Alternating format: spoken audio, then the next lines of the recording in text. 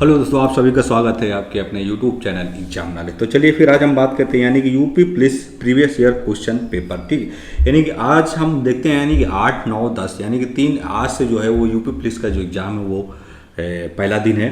ठीक है, तो आप सभी लोगों को बहुत बहुत क्या है कि बेस्ट ऑफ लक। आप लोग बहुत ही अच्छा प्रयास किए होंगे, बहुत ही अच्छा मेहनत किए होंगे। तो हम उम्मीद करते हैं आज का जितने भी लोगों का जो एग्ज़ाम है वो बहुत ही अच्छा बेहतर जो परिणाम है वो करके आएंगे। बहुत ही अच्छा 100% अपना जो है वो टाइम जो हो, क्योंकि डिपेंड करता है कि आपने 6 महीने, 7 महीने, 1 साल से कितनी पढ़ाई की है, उससे मायने नहीं रखता है। डिपेंड करता है कि आपका जो 2 घंटे 3 घंटे का जो एग्ज़ाम होता है उस क्लासरूम में बैठ के वहाँ पर कितना अच्छा आप परफॉर्मेंस, कितना अच्छा बेहतर कर पाते हैं, वो डिपेंड करता है। आपकी जो लाइफ की जो जर्नी है आपका जो है वो स्ट्रगल तय करता है। ठीक है, तो आप सभी लोगों को बहुत बहुत बेस्ट ऑफ लक, क्योंकि आज पहला दिन है। ठीक है, तो हम चलिए शुरुआत करते हैं। यानी कि आज जो हमारा है ये प्रीवियस ईयर की जो क्लास है, ठीक है, यूपी पुलिस का।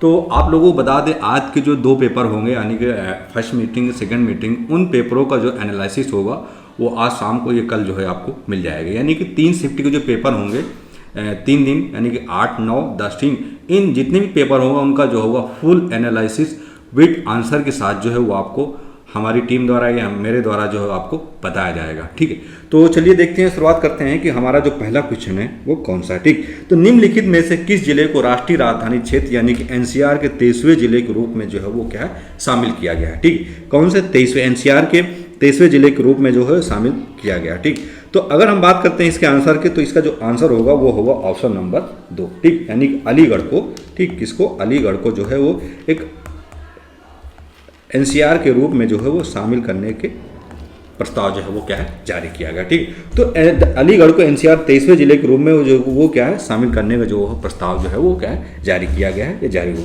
ठीक, अब हम बात करते हैं नेक्स्ट जो हमारा क्वेश्चन है कि माल और सेवा कर यानी कि जीएसटी पर अगर बात करते हैं, सांसदीय संशोधन बिल को किस राज्य ने जो है वो जीएसटी बिल जो है सर्वप्रथम जो है वो क्या है अनुमोदित किया था। ठीक, यानी कि अगर हम जीएसटी की बात करते हैं तो जीएसटी जो है वो कौन सा राज्य जो है जो सर्वप्रथम जो है क्या अनुमोदित किया था। ठीक, तो अगर हम बात करते हैं इसका आंसर की, तो इसका जो आंसर होगा वो होगा ऑप्शन नंबर 3। ठीक, यानी कि असम जो था, ठीक, वो जीएसटी लागू करने वाला जो है वो क्या है पहला राज्य जो है वो क्या है बना था। ठीक, कौन सा पहला राज्य, तो जीएसटी संविधान संशोधन बिल को सबसे पहले असम विधानसभा ने क्या है वो क्या है अनुमोदित किया था। सबसे पहले कौन, असम विधानसभा ने क्या है जीएसटी को अनुमोदित किया था।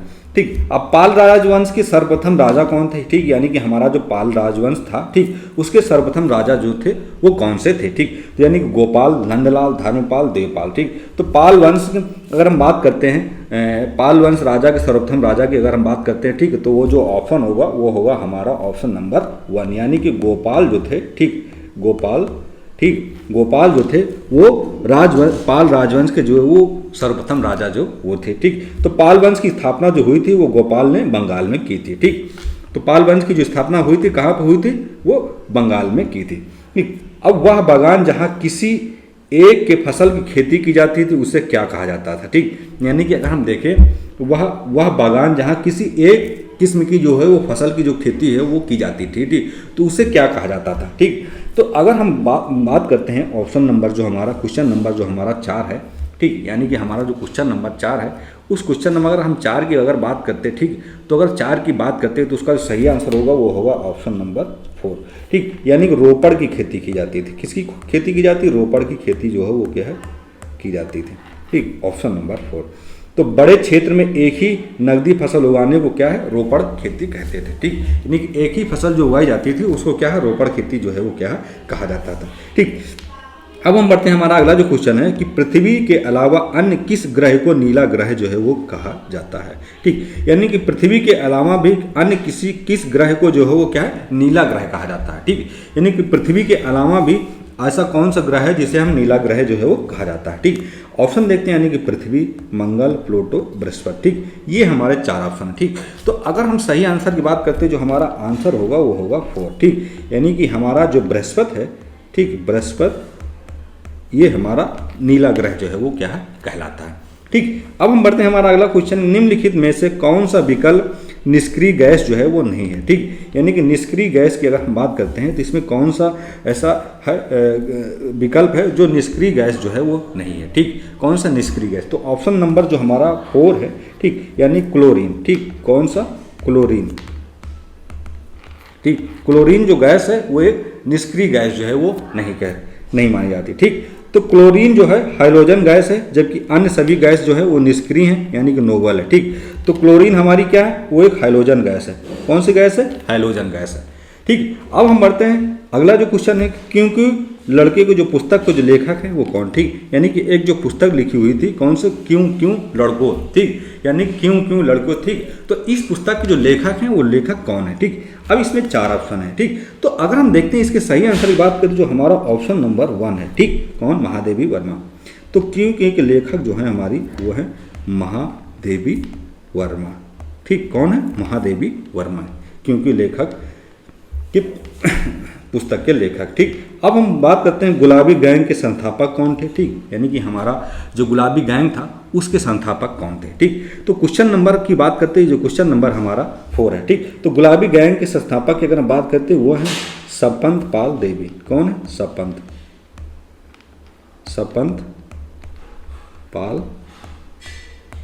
देवी। ठीक, तो कुछ ऑप्शन जो है वो 2 है। ठीक, तो गुलाबी गैंग जो है महिलाओं के अधिकारों के लिए कार्य करने वाला जो है एक संगठन था। ठीक है, यानी गुलाबी गैंग क्या था? महिलाओं के अधिकारों को कार्य करने वाला जो था वो एक संगठन था।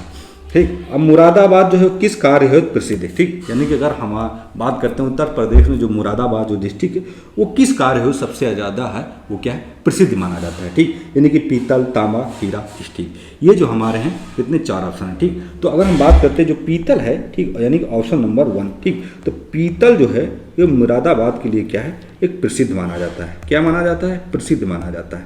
ठीक, ये ऑप्शन नंबर 1। ठीक, तो मुरादाबाद को क्या है? ब्रास सिटी भी कहा जाता है, ये भी आप लोग याद रखना। ठीक, मुरादाबाद को क्या है? ब्रास सिटी भी कहा जाता है।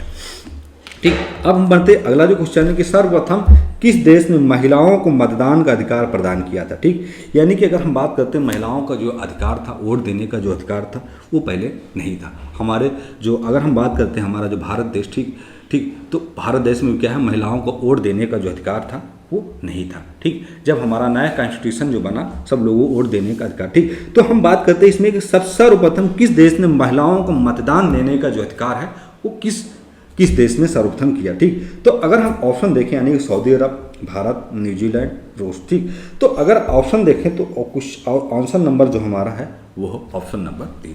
ठीक, तो न्यूजीलैंड ने क्या है कि महिलाओं को मतदान देने का अधिकार है सर्वप्रथम। ठीक, यानी सर्वप्रथम अधिकार। ठीक, तो 1893 में न्यूजीलैंड महिलाओं को मतदान अधिकार देने वाला जो है वो पहला देश जो क्या है? बना था। ठीक, अब हम बढ़ते हैं, हमारा अगला क्वेश्चन है कि भारत में अली बंधुओं शौकत अली एवं मोहम्मद अली ने किस आंदोलन का जो है वो नेतृत्व किया था? ठीक, कौन? भारत में अली बंधुओं ने शौकत अली और मोहम्मद अली ने किस आंदोलन का जो है वो क्या है? नेतृत्व किया था। ठीक, तो अगर हम ऑप्शन देखते हैं तो 4 ऑप्शन है। तो अगर हम सही आंसर की बात करें, जो ऑप्शन नंबर हमारा होगा 2। ठीक, यानी खिलाफत आंदोलन। ठीक, क्या है? खिलाफत आंदोलन,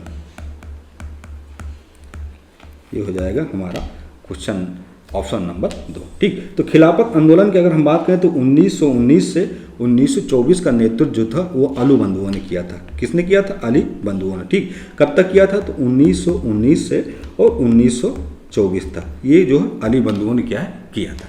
ठीक, अब हम बढ़ते हैं हमारा अगला जो क्वेश्चन, भारतीय संविधान के भाग में अगर हम बात करते हैं, भाग 4 की बात करते हैं तो वो किसका वर्णन जो है वो किया गया है? ठीक, भाग 4 की अगर हम बात करते हैं तो इसमें जो है वो किसका वर्णन जो है वो किया गया है? ठीक, तो मौलिक अधिकार, राज्य के नीति निर्देशक सिद्धांत, या संघ की न्यायपालिका, या सांसद। ठीक, तो अगर हम बात करते हैं, ठीक, और हम बात करते हैं संविधान का जो भाग 4 है वो अनुच्छेद 36 से 51 तक, यानी कि डीपीएसपी। ठीक है, डीपीएसपी जो है यानी कि नीति निर्देशक सिद्धांतों से क्या है? वो सिद्धांतों से क्या है? संबंधित है।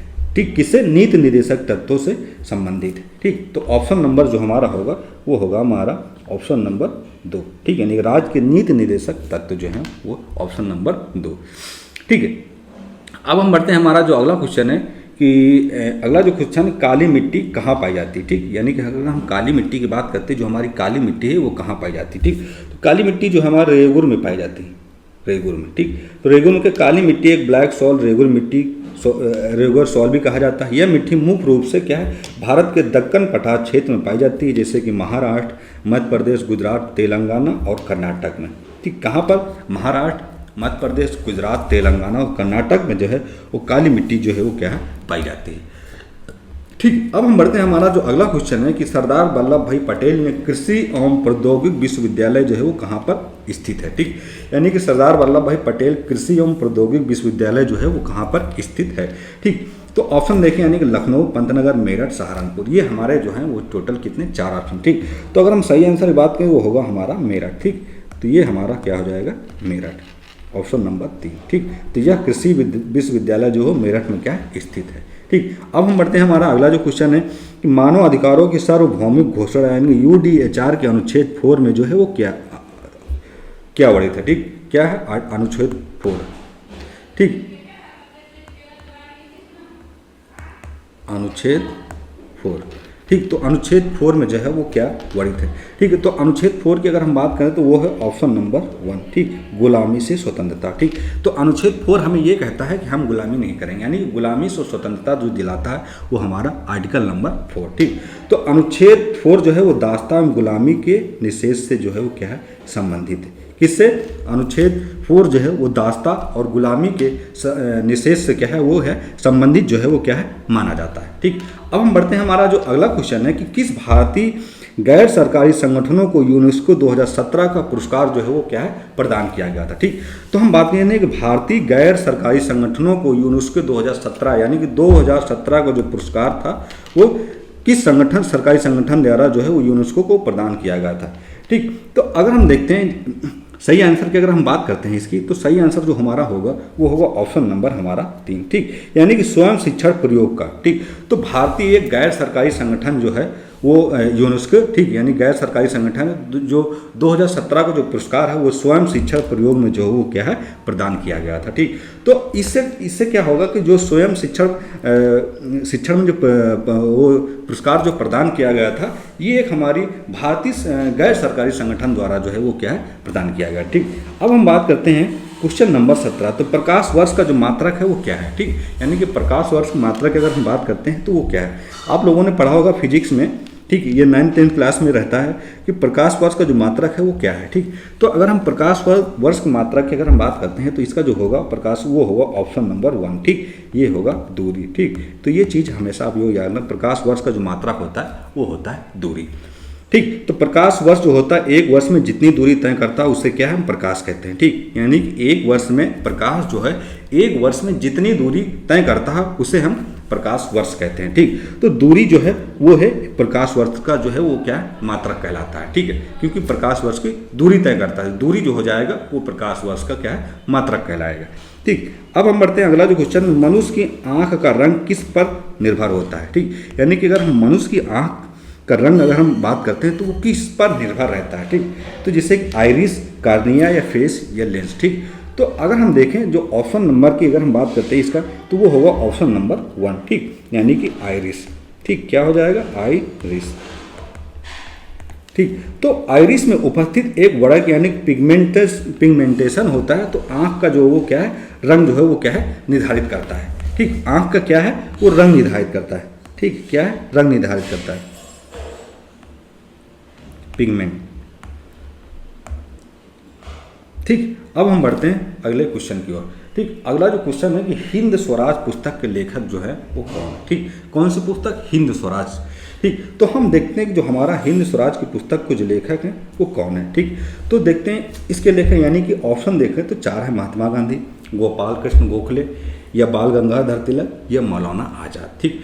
तो हम देखते हैं जो हिंद स्वराज है उसके लेखक, उस पुस्तक के अगर लेखक की बात करते हैं तो जो हमारा ऑप्शन होगा यानी कि ऑप्शन नंबर जो हमारा 1, ठीक। तो हिंद स्वराज पुस्तक के जो लेखक हैं वो है महात्मा गांधी, ठीक। कौन कौन है, महात्मा गांधी, ठीक, महात्मा गांधी।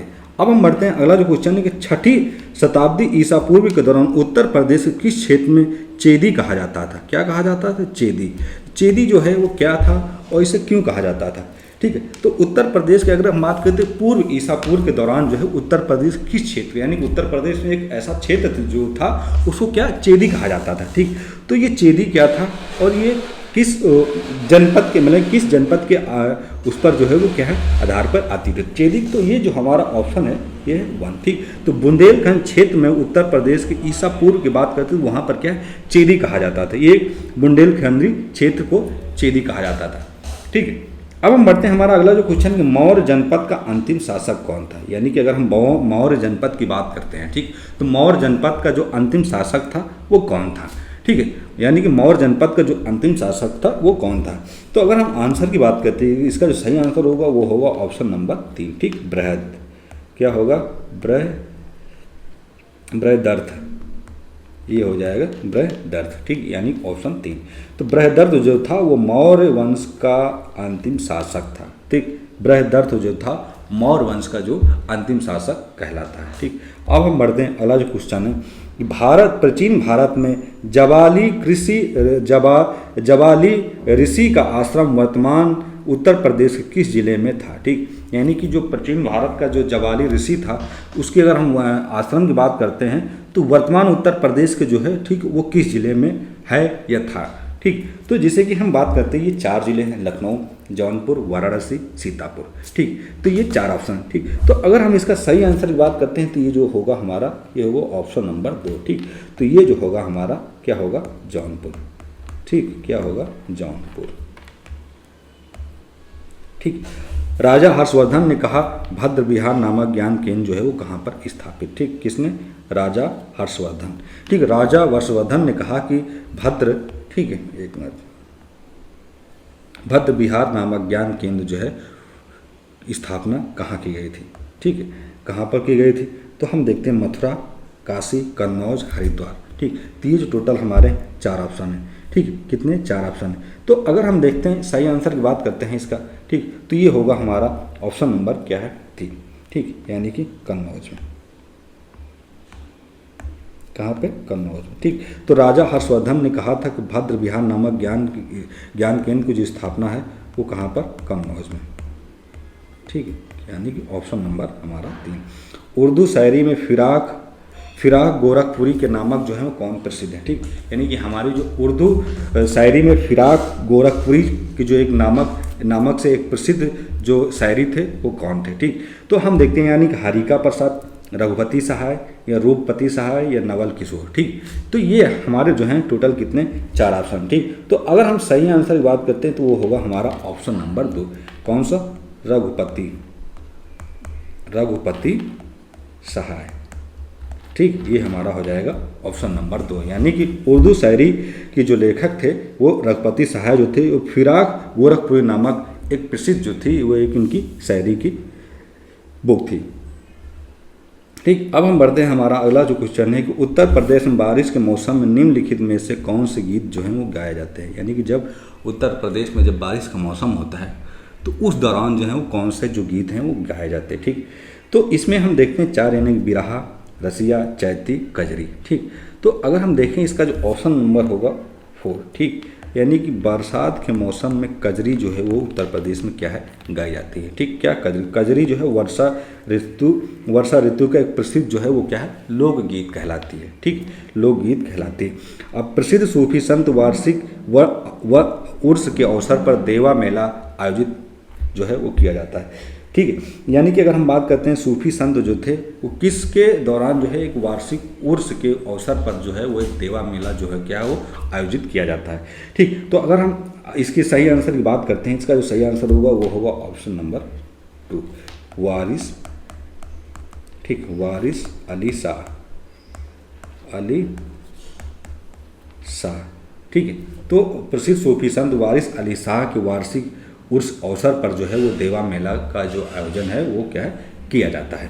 ठीक, तो देवा मेला जो है वो बाराबंकी के, ठीक है, देवा मेला जो है बाराबंकी में वारिस अली शाह की याद में जो है वो क्या है लगता है। आप सबको पता होगा कि देवा मेला का जो आयोजन है वो बाराबंकी डिस्ट्रिक्ट में आयोजित होता है। ठीक है। अब हमारा जो अगला क्वेश्चन, भारत में किस राज्य के राज्य भर के सभी घरों में वर्षा जल संचयन अनिवार्य जो है वो किया गया था। ठीक, यानी कि हम बात करते हैं भारत का ऐसा कौन सा राज्य है। ठीक, तो राज्य भर के जो सभी घर है, यानी कि राज्य में जितने घर, उन सभी घरों में वर्षा का जो जल था वो संचयन करना जो है वो क्या है, अनिवार्य कर दिया गया था। ठीक, तो वो इसका अगर हम ऑप्शन की बात करते हैं जी, हमारा होगा ऑप्शन नंबर 3 तमिलनाडु। ठीक, ये हो जाएगा हमारा तमिलनाडु। तो वर्षा जल संचयन को पूरे राज्य में अनिवार्य करने वाला पहला जो राज्य था वो है तमिलनाडु। ठीक, तो वर्षा का जो जल संचयन वो तमिलनाडु राज्य ने क्या किया, जब वर्षा होगी तो उस दौरान जो है सभी घर में क्या है, वर्षा जल का जो है क्या है, संचयन करेंगे। ठीक, तो आज की जो हमारी एक पीओ की क्लास थी यूपी पुलिस 2026 की, तो कंप्लीट हुई। ठीक है, तो अब हम आपको बता देते हैं कि आज जितने भी यानी कि 2 शिफ्ट के पेपर होने वाले हैं। ठीक, शिफ्ट फर्स्ट और शिफ्ट सेकंड। ठीक, इन दोनों पेपर का फुल एनालिसिस जो है वो किया जाएगा। आप सबको बताया जाएगा कि कौन सा पेपर किस मीटिंग का जो पेपर सरल था या कठिन था, कौन से क्वेश्चन जो है सबसे ज़्यादा हार्ड। ठीक, करंट के अगर हम रिलेटेड बात करेंगे तो कितने क्वेश्चन हैं, उन सब चीज़ों के बारे में चर्चा करेंगे और फुल एनालिसिस जो है वो क्या है, किया जाएगा। ठीक, तो फिर मिलेंगे हम नेक्स्ट क्लास के साथ। जय हिंद, जय भारत।